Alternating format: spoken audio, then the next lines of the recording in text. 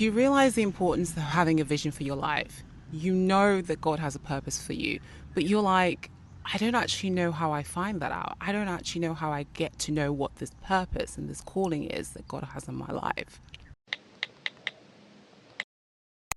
Welcome back to my channel. It's Dr. Jess here with you. So, you've been asking yourself, well, how do I figure this out? How do I know? What do you need to do? Are there some specific steps that I need to take to figure this out? Well, the first thing I would say is you need to start looking at the places that you can feel this inner glow, this inner stillness, this sense of, you know what, me and this particular thing is really aligned. I feel a sense of I'm supposed to be here when I'm doing that.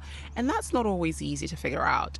Perhaps you've grown up in a home like myself where you were told, this is what you're going to do. This is the career that we want for you. This is the sort of life we want for you. So maybe you didn't have sort of a sense of choice in terms of figuring that out. That's okay. You can still arrive to see whether the purpose that your parents, your caregivers had for you truly aligns with the purpose that you feel within. And for me, the first place I started, or where I started recognizing that, you know what, my purpose does align with being a doctor. I realized that I needed to be a caregiver, a nurturer, a healer. That was what I was being called to be. And actually, I found myself very lucky that the career that my parents wanted for me was a place that I could express that inner self, my authentic self. So where I sort of realized that this was my calling, part of my calling, was when I realized that I would go the extra mile at work, when I would sit the extra couple of minutes with my patients, even though I may have had 20 waiting for me to do their test, where I felt that sense of, I don't know what to call it, maybe belonging, a sense of that human interaction meant more than just simply, okay, what condition do you have? Let's get you treated, let's get you going, and that's it. I knew within those consults, within those clerking moments, that this is where I'm supposed to be. I'm supposed to be in a job, in a career that allows me to talk to people, to hear their stories, to figure out how that I can help them get to where they're trying to get to, or help them recognize that, yes, you may have had a heart attack. Perhaps that broken relationship over there is also having a strain. Perhaps this is a chance for you to change direction in your life. I knew within those moments where I would walk away from that interaction, that clerking, that this was more than just a job. This was part of my clerking. So I would say that's the first place, is where are the moments, the things that you do that you think, actually, I could do this every day. Could it be playing your instrument? Could it be singing? Could it be caring for children? Just those things that you do and you just think, no, actually, I could do this. I don't find it a chore. I don't find it a strain. This is something that actually brings me joy. This is something that I go home and I'm like, I want to do more of it, For me, I've been kind of lucky in the sense of that's one aspect of my purpose. Another aspect that I've also discovered over the years, and I knew from very young, was the aspect of creativity. I've known for a very long time that part of my purpose was storytelling, writing, something in that creativity realm. But it was never something that was encouraged, be it at home, be it at school. But I always knew that I had something within me that I was supposed to share with the world. And that's the second thing I would say about purpose. It's often that it's bigger than you. It is greater than you. It is actually to serve God. For me, everything comes back to God. It is to serve Him on this earth. Your purpose will not be selfish. Your purpose will not just be, oh, I just want to eat fine dining, travel, shop, and that's it. No, a true purpose will be greater than you. It will bring good to the world. You will be of service to others. For me, I remember when we moved to the UK, I think it was about 11, 12. And I got so much joy. I fell into the love of reading. I loved Nancy Drew, Hardy Boys, Bronte sisters. My dad would be like, have you borrowed another 10 books from the library? He'd be like, Jess, you're clogging up the place with all your books. It got so bad to the point that he confiscated my library card. He was like, listen, we can't have any more books in the house, to be honest. But even though at the time, I just loved reading and I thought it was nothing. I'd write in my journals, I want to be the next Caroline Keene. I want to be the next J.K. Rowling. I just thought it was just childhood fantasy. But the more and more I delved into it, the more I knew that this was coming from God. This was something He wanted me to share, the stories that I had within me. And, that's another thing. And I would say this is the third thing about purpose is that often you don't understand it. You don't understand why this thing has been put into your heart. A lot of people won't agree with you. A lot of people will think that it's something you can't do. They can't see you being able to achieve that. Instead of going back to when we moved to the UK and I was in the school, and I remember telling my teacher then, I was like, I love reading. I don't know, maybe like for my A levels, GCSEs, I want to do English literature. And I remember her telling me that seeing that English wasn't my first language, that she really didn't think this was something I should pursue. She didn't think I would succeed at it. And I believed her. For the rest of my schooling years before A level, I didn't think about English literature being something that I did not think about writing or storytelling, because why would this little Nigerian girl who English wasn't her first language, as the teacher said, it's something that I wouldn't be able to do. And I grew up in a home that you needed to succeed in the things that you wanted to pursue. You couldn't fail at it. It wasn't until I went to do my A levels in another school, it's a long story, that I had this black principal. And I remember her telling me, she was saying, well, what subjects are you picking? And I said, well, I kind of want to do English literature, but I've been told I can't do it. And she was like, why?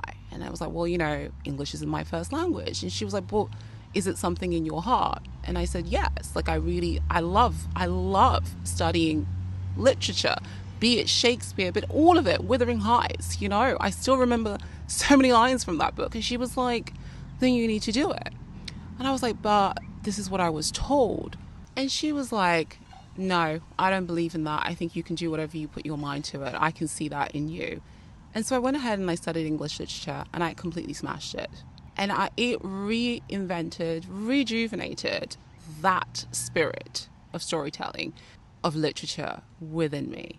And it has stayed since then. So that's the other thing. Other people may not see this calling, may not see this purpose that has been written beautifully on your life. And that's okay, because you don't need them to understand it. And then the next thing I would say is, it will take some patience. It will take some perseverance to really get to the bottom of, well, how do I achieve this? Okay, if maybe your purpose, your vision of your life is to be an actress, to be an actor, that's not an easy thing to accomplish. So you will have to train, get acting lessons, maybe even go to drama school. I don't know. Like, there's going to be steps to it. So that would say number 4 is, your purpose will not be easy. Becoming a doctor has been one of the hardest things that I have ever had to do for a lot of reasons, and I don't want to dwell on the negative things. But anybody who's grown up black in the UK, and particularly within the NHS, will know the complexities of becoming a doctor. It is a battle every day, from uni to the wards. Yeah. So this has been truly one of it continues to be, as a black woman in the medical profession, one of the hardest things that I do. But it's those moments of the patient that looks at you and says thank you. Like, I had a patient not long ago who gave me a hug, and she said, no one has listened to me. It's those moments that make you continue pursuing your purpose, that can make you, even in a hostile environment that we often find ourselves within our profession, that makes you continue. So that's what I would say to you is, it's not going to be easy. You are going to get pushback. You are going to have people who don't support you. You're going to have people who think that you cannot achieve it. You will face perhaps systemic, I don't want to say that word here, but you know what I'm talking about. But don't give up on it. Often when it's hard, it's where you need to be. Often when you have more naysayers, it's where you need to be. So I would say that is my 5th point, is because your purpose is greater than you, you owe it not just to yourself, but to the world, for you to pursue it, for you to go through it.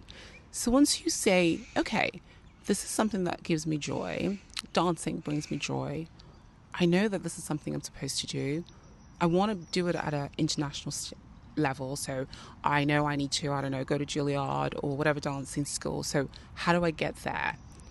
I know that perhaps the rest of my family were all pharmacists or whatever they may be, and they think being a ballerina or whatever it is silly.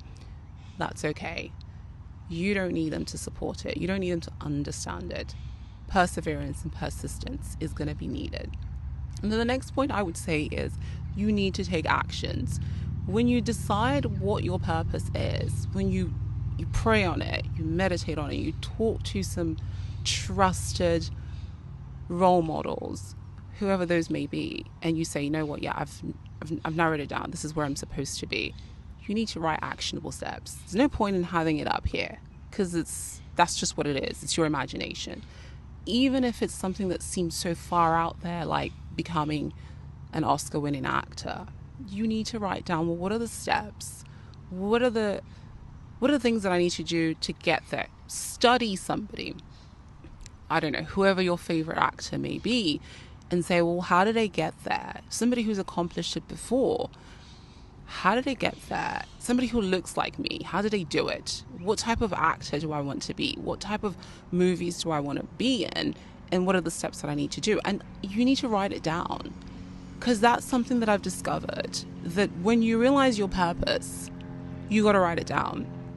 I still remember to today when I wrote down, I'm going to be a doctor. Didn't matter what anybody told me. I just knew. Didn't matter that the school that I was at the time said, oh, no, we're not going to give you the predicted grades for you to get into medical school. I know. I said, God has already told me this is what I'm going to do. This is my purpose. This is part of my purpose. You have to have that faith. You need to write it down. You need to pray on it. Sometimes you need to not tell everybody what that purpose is, because like it or not, you will have people who don't want you to succeed. Even those within your family, you'll be surprised, who don't want your success. So hold it close to your heart. But whatever you do, do not let it go. Maybe it takes you 5 years to achieve it, 10 years, 20 years. Something that has been put on your heart, put over your life, will always be worth pursuing, because the joy and the beauty that you're going to bring to the world, it will not make it meaningless to pursue. The happiness that you're going to get from pursuing it will make it 100-fold worthwhile, will make the endless nights of studying, the endless injuries from trying to do that perfect dance move worth it. So I want you this week to do something. I want you to write down on a piece of blank paper, what do I love doing? What do I love doing? And then under it, I want you to write down 3 to 5 things. Then the next question is, what am I good at? And then write those things down. And then the third question is, what do I think I have been called to do with my time on this earth? And I want you to see if there's something that keeps cropping up.